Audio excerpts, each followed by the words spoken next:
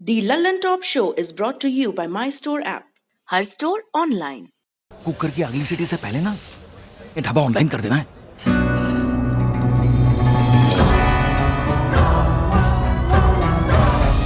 हम हो गए ऑनलाइन। आ गया है माई स्टोर ऐप। ये किसी भी स्टोर को ऑनलाइन करे सिर्फ 15 सेकंड में। माई स्टोर, अब हर स्टोर ऑनलाइन।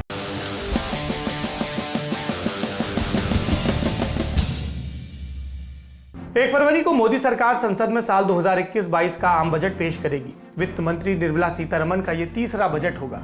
पिछले कई वर्षों से परंपरा चल रही है कि बजट भाषण लोकसभा में होता है। इस बार भी ऐसा होगा। परंपरा यह भी है कि आम बजट से एक दिन पहले आर्थिक सर्वे पेश किया जाता है और इस हिसाब से 31 जनवरी को आर्थिक सर्वे पेश होना चाहिए था, लेकिन उस दिन रविवार है, संसद नहीं चलेगी, तो कल यानी शुक्रवार को आर्थिक सर्वे सदन के पटल पर रख दिया जाएगा। हर साल हम बजट के वक्त आर्थिक सर्वे ये शब्द सुनते हैं बार बार। क्या होता है ये आर्थिक सर्वे? कौन तैयार करता है? क्यों तैयार किया जाता है? इस बार के आर्थिक सर्वे में क्या खास होगा?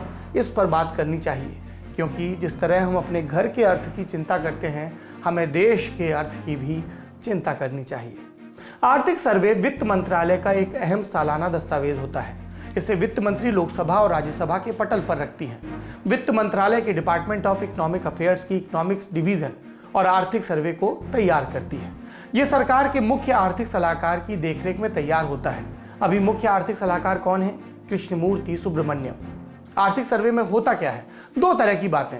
पहली तो ये कि पिछले एक साल में देश की अर्थव्यवस्था कैसी रही, सरकार का पैसा किस सेक्टर में कितना गया, देश में उद्योगों की हालत कैसी रही, रोजगार कितना रहा, कृषि क्षेत्र का हाल क्या है, कितना हमने आयात किया, कितना निर्यात किया, इन सब विषयों का डेटा। और दूसरा, आर्थिक सर्वे में अगले साल की अर्थव्यवस्था का अनुमान दिया जाता है। ये बताया जाता है कि किस सेक्टर में कितनी ग्रोथ हो सकती है और इसकी वजह क्या हो सकती है। यानी नए वित्त वर्ष में अर्थव्यवस्था तेजी से दौड़ेगी तो क्यों दौड़ेगी, उसकी वजह बताई जाती है। अगर खराब रहने की आशंका है तो इसकी भी वजह। तो एक तरह से आर्थिक सर्वे बजट का आधार तय करता है। बजट में सरकार ने किस सेक्टर को कितना फंड एलोकेट किया, इसका तर्क आर्थिक सर्वे के आंकड़ों में खोजा जाता है। 2020-21 के आर्थिक सर्वे में देश की जीडीपी ग्रोथ रेट 6 से 6.5% रहने का अनुमान जताया गया था। इसके अलावा इस सर्वे में वित्त वर्ष 2019-20 में कृषि क्षेत्र में ग्रोथ 2.8% बताई गई थी, इंडस्ट्रियल ग्रोथ 2.5%, सर्विस सेक्टर में 6.9% की ग्रोथ। लेकिन ज्यादातर अनुमान जो इस वर्ष के थे वो गड़बड़ा गए। क्यों? हम सब जानते हैं, कोरोना और लॉकडाउन की वजह से। मौजूदा वित्त वर्ष अप्रैल 2020 से शुरू हुआ था और तब देश में सबसे सख्त लॉकडाउन था, सब कुछ बंद, और ऐसा अगले कई महीनों तक रहा। याद होगा आपको जब वित्त मंत्री ने अर्थव्यवस्था में कोरोना की वजह से नुकसान को एक्ट ऑफ गॉड बताया था, और इसीलिए पिछले साल जो अनुमान लगाए गए थे सर्वे में, उनके मुताबिक कुछ हुआ नहीं। जितने राजस्व आय की उम्मीद थी उतनी नहीं हुई, सरकारी घाटा बढ़ गया, अनुमान के मुताबिक निवेश भी नहीं हुआ। पहली 2 तिमाही के आंकड़े माइनस में रहे और पूरे साल ही ग्रोथ रेट माइनस में रहने का अनुमान है।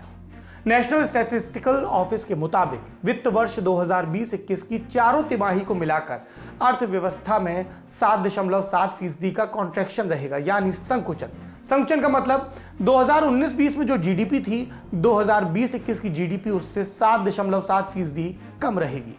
जीडीपी हम सब जानते हैं, रिवाइज कर लेते हैं, देश में सभी उत्पादों और सेवाओं को मिलाकर बनने वाला आंकड़ा, एक तरह से पूरे देश का सैलरी अकाउंट। वित्त वर्ष 2020-21 में कृषि सेक्टर में 3.2% की ग्रोथ का अनुमान है। माइनिंग सेक्टर -12.4% रहेगा, मैन्युफैक्चरिंग सेक्टर -9.4%, कंस्ट्रक्शन सेक्टर -12.6%। इसके अलावा भी अर्थव्यवस्था के कई और इंडिकेटर हैं, उन पर बात कर लेते हैं। बेरोजगारी दर, कोरोना की वजह से नौकरियां गई, लाखों लोगों का रोजगार छिना। जब पिछला दशक शुरू हुआ था तो देश में बेरोजगारी की दर करीब 2% थी और अभी देश में करीब 9% बेरोजगारी दर है। तो आर्थिक सर्वे में इस हालत से बाहर निकलने पर फोकस हो सकता है। 2019 में सरकार ने अर्थव्यवस्था को $5 ट्रिलियन तक ले जाने का लक्ष्य रखा था, लेकिन अभी चुनौती यह है कि नकारात्मक ग्रोथ से अर्थव्यवस्था को वापस ट्रैक पर लाया जाए। आर्थिक सर्वे और बजट में सरकार की यही कोशिश दिखने का अनुमान है। कल आर्थिक सर्वे पेश होने के बाद हम फिर से आंकड़ों पर बात करेंगे।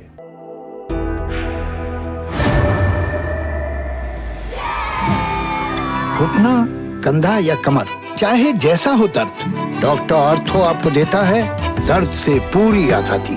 एक भरपूर जिंदगी। ये कोई टेम्परेरी पेन किलर नहीं, आयुर्वेदिक औषधि है।